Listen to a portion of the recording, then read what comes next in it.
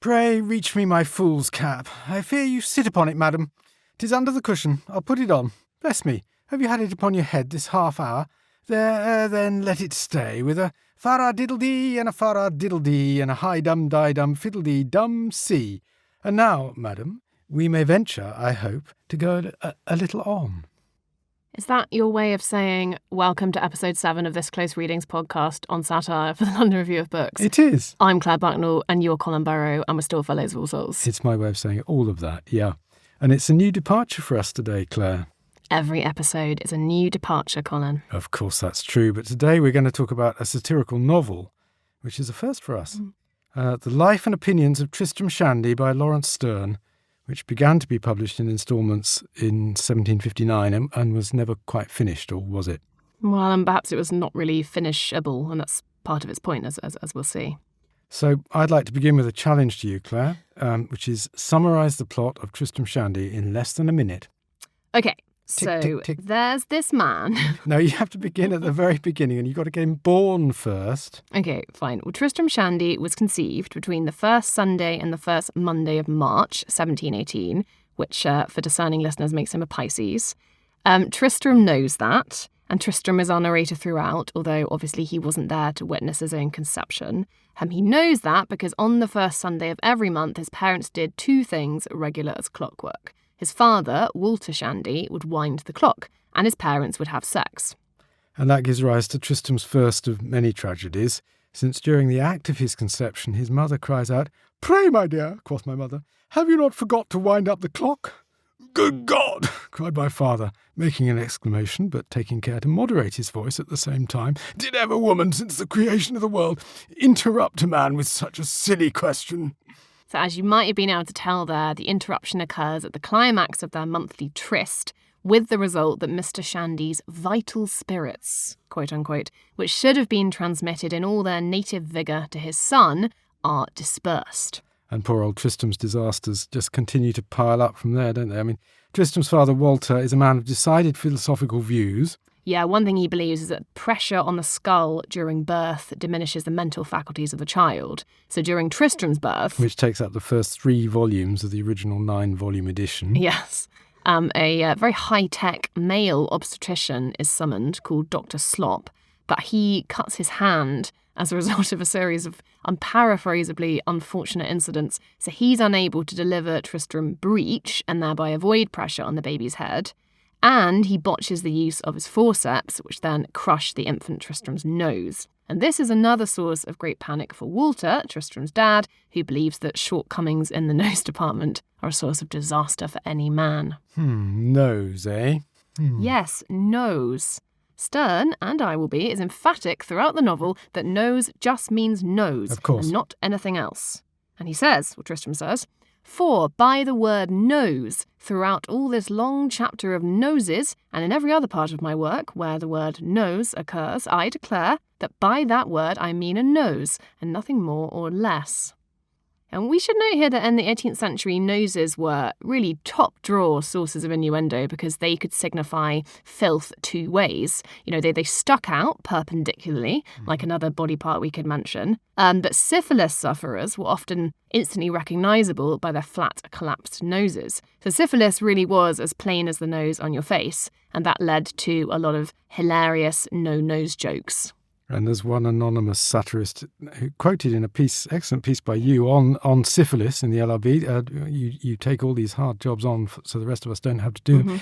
The anonymous satirist put it like this: "The buxom young widow will make smutty speeches about your long nose and point to your breeches. But mercy defend us how loud she will brawl should you come to attack and have no nose at all." So, Tristram Shandy is a sort of apotheosis of 18th century nose humour, among other things. And in general, it uses a strategy of creating innuendo by denying innuendo. I mean, it's something Sterne does a great deal of, isn't it? Yeah, possibly too much. Yeah. At one point he says, "Now don't let Satan, my dear girl, in this chapter, take advantage of any one spot of rising ground to get astride of your imagination," etc., etc. So far I'm counting 3 early tragedies for Tristram: vital spirits dispersed, cranium crushed, and for all intents and purposes, noseless. The fourth tragedy? Yeah, the fourth tragedy is his name. And his father... Who, as we've established, has decided views on many subjects. Yes, his father has a singular aversion to the name Tristram and believes that no one called Tristram has ever achieved anything of note. And he wants his son to be called Trismegistus. As one would. And here I'd just like to shout out to my two sons, Trismegistus and Obadiah. Hi, guys. So picture the scene. Poor old Mrs. Shandy's labour has been going on off-stage for roughly the first third of the novel, and the noseless Tristram-to-be is not looking well, so there has to be an emergency baptism in case he doesn't make it through. So the maid, Susanna, carries a message from Walter Shandy that the child is to be called Trismegistus, but she understandably gets into a flutter, so the curate, who's in attendance, and who happens to be called Tristram himself, assumes that this is what the child is meant to be called. Susanna got the start and kept it. "'Tis Tris something," cried Susanna. "There is no Christian name in the world," said the curate, "beginning with Tris, but Tristram." So Tristram Shandy is born, lacking in vital spirits, cranium disfigured, noseless, and also misnamed. We got there! He's alive! Only 6 volumes to go. So much of the rest of the novel, narrated by Tristram, is concerned with the doings of his father and his amiable uncle Toby, and Toby's servant, Corporal Trim. And what you need to know here is that both Toby and Trim were wounded some years ago fighting in the 9 Years' War, which is a war that happened back in the last decade of the 17th century under William III. And wounded where exactly? Yes, well, that is the joke that Sterne makes. So Toby was wounded in the groin at the Siege of Namur in Belgium in 1695. And in some ways his life paused at that point and he never really moved beyond it.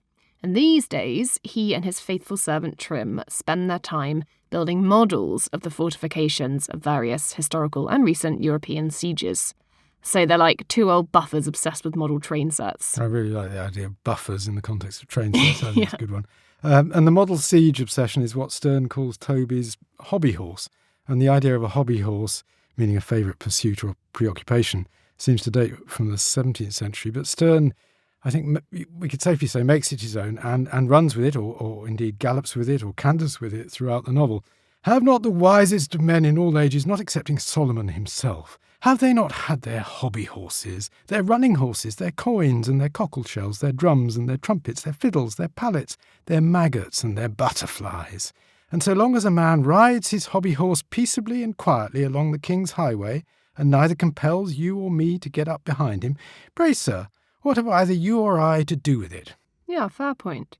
Yeah. So they contentedly gallop away on their shared hobby horse of building sieges until a neighbouring gentlewoman... the widow Wadman. The widow Wadman. She lays siege to Uncle Toby's affections, if you know what I mean.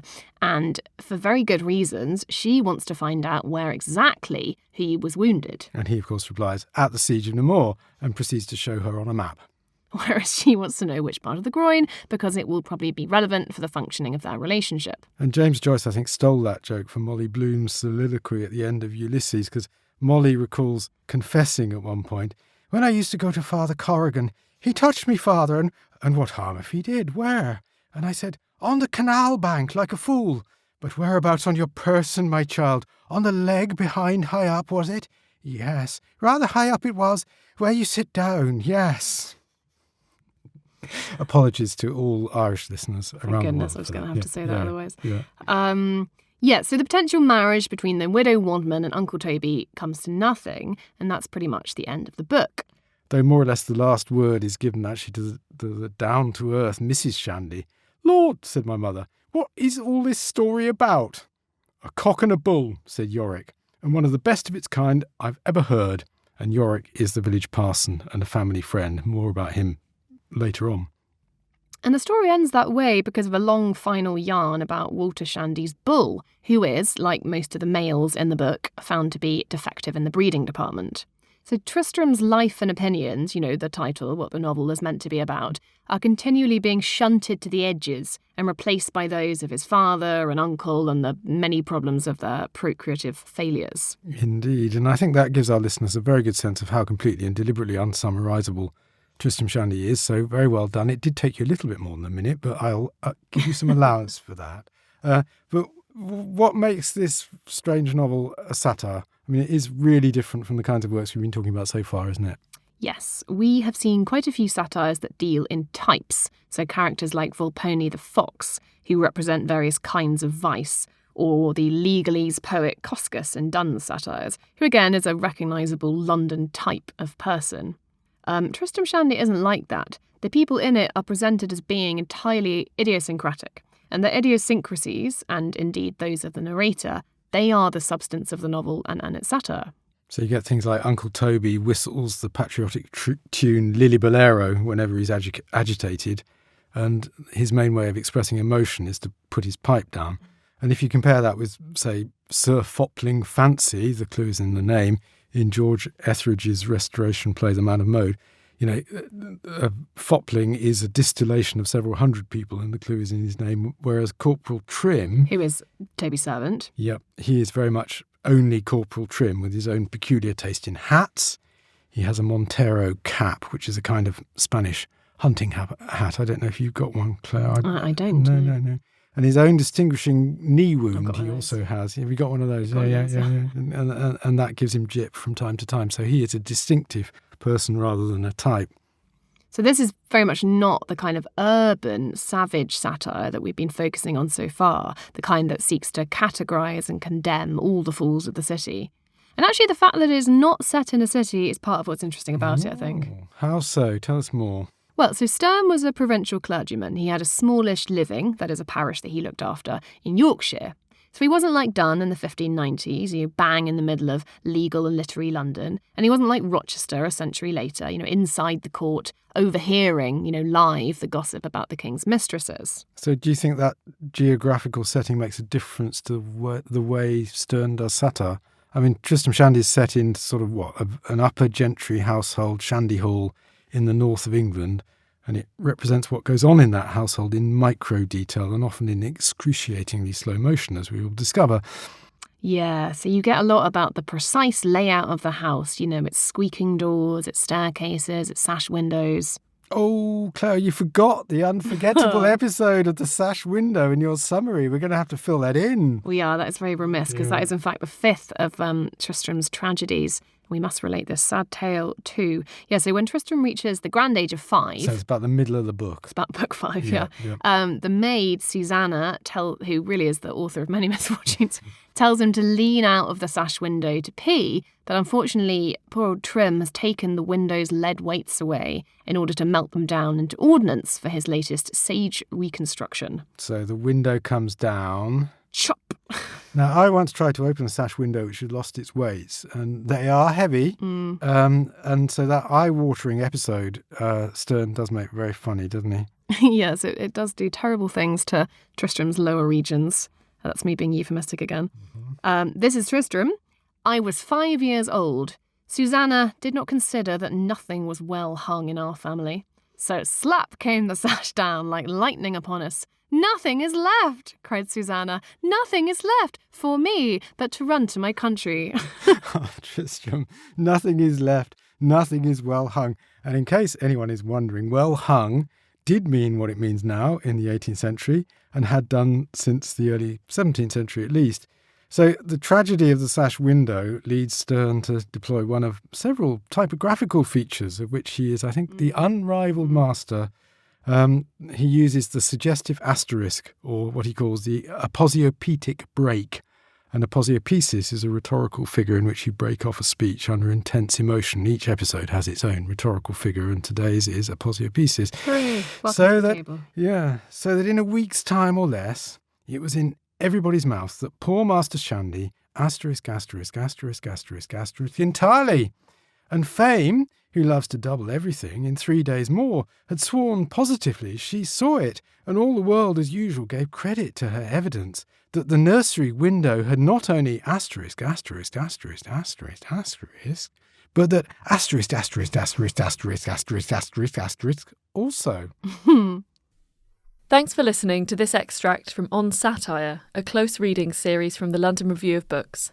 To listen to the full episode and all our other close reading series, sign up to our close reading subscription at lrb.me/close readings or click on the link in the description.